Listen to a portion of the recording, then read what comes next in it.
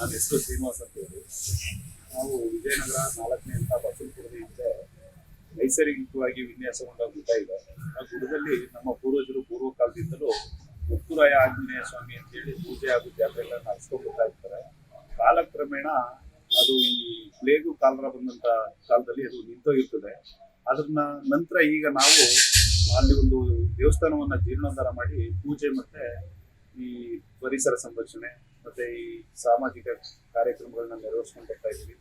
ಹಿಂಗೆ ಮುಂದೆ ಹೋಯ್ತಾ ಗೋಶಾಲೆ ಮತ್ತೆ ಈ ತರ ಸಾಮಾಜಿಕ ಚಟುವಟಿಕೆಗಳನ್ನ ನಡೆಸೋದ್ರ ಮುಖಾಂತರ ಅಲ್ಲಿ ತುಂಬಾ ಒಳ್ಳೆ ಸಾರ್ವಜನಿಕ ಕ್ಷೇತ್ರವನ್ನು ಮಾಡಿ ಮತ್ತೆ ಒಂದು ಭಕ್ತಿ ತಾಣವಾಗಿ ಮಾಡತಕ್ಕಂತ ಎಲ್ಲರ ಒಂದು ಅಭಿಲಾಷೆಯಾಗಿದೆ.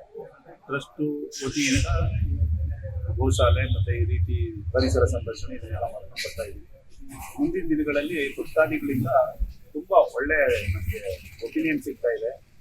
ಬಹಳ ಭಕ್ತಾದಿಗಳಿಗೆ ಏನ್ ಅನ್ಕೋತಾರೆ ಆ ತರದ್ದೆಲ್ಲ ಕೆಲಸಗಳು ನಡೀತಾ ಇದೆ ಅಂತ ಹೇಳಿ ನಮ್ಗೆ ಬಂದು ಹೇಳೋದ್ರ ಮುಖಾಂತರ ನಮ್ಗೆ ಈ ರೀತಿ ಅನ್ಕೊಂಡಿದ್ವಿ, ಈ ದೇವಸ್ಥಾನಕ್ಕೆ ಬಂದ್ಮೇಲೆ ನಮ್ಗೆ ಒಳ್ಳೇದಾಯ್ತು, ಭಗವಂತಿಯಿಂದ ನಮ್ಗೆ ಒಳ್ಳೊಳ್ಳೆ ಕಾರ್ಯಗಳಾಗ್ತಾ ಇದೆ, ನಮ್ಗೆ ತುಂಬಾ ಒಳ್ಳೇದಾಗ್ತಾ ಇದೆ ಅನ್ನೋಂಥ ಒಳ್ಳೊಳ್ಳೆ ಅಭಿಪ್ರಾಯಗಳು ಈಗ ಆಲ್ರೆಡಿ ನಮ್ಗೆ ಬರ್ತಾ ಇದೆ. ಮತ್ತೆ ಈ ಕ್ಷೇತ್ರದಲ್ಲಿ ಬರುವಂತ ಭಕ್ತಾದಿಗಳಿಗೆ ಪ್ರತಿ ವಾರ ಪೂಜೆ ಪ್ರಸಾದ ವಿತರಣೆ ನಡೀತಾ ಇದೆ. ಹಾಗೆ ಹಬ್ಬ ಹರಿದಿನಗಳಲ್ಲಿ ಮತ್ತೆ ವಿಶೇಷ ದಿನಗಳಲ್ಲಿ ಪ್ರಸಾದ ಮತ್ತೆ ಅಭಿಷೇಕ ಇದು ಎಲ್ಲ ನಡ್ಕೊಂಡು ಬರ್ತಾ ಇದೆ. ತುಂಬಾ ಒಳ್ಳೆ ಕ್ಷೇತ್ರವಾಗಿ ಮುಂದೊಂದು ದಿನ ಇದನ್ನ ಅಭಿವೃದ್ಧಿ ಮಾಡಬೇಕು ಅಂತ ಹೇಳಿ ನಮ್ಮ ಟ್ರಸ್ಟ್ನ ದೇಶ ಆಗಿದೆ. ಮತ್ತೆ ನಾಳೆ ಹನುಮ ಜಯಂತಿ ಪ್ರಯುಕ್ತ ಹವಮಾನ ಹೋಮ ಮತ್ತೆ ಗಣ ಹೋಮ ಈ ರೀತಿ ಹೋಮಗಳೆಲ್ಲನೂ ಇಟ್ಕೊಂಡಿದ್ದೀವಿ. ಭಕ್ತಾದಿಗಳು ಸರ್ವರಿಗೂ ಸ್ವಾಗತ ಬಯಸ್ತಾ ಭಕ್ತಾದಿಗಳೆಲ್ಲ ಆಗಮಿಸಿ ಈ ಕಾರ್ಯಕ್ರಮವನ್ನು ಯಶಸ್ವಿಗೊಳಿಸಬೇಕು ಅಂತ ಕೇಳ್ಕೊಳ್ತೀನಿ.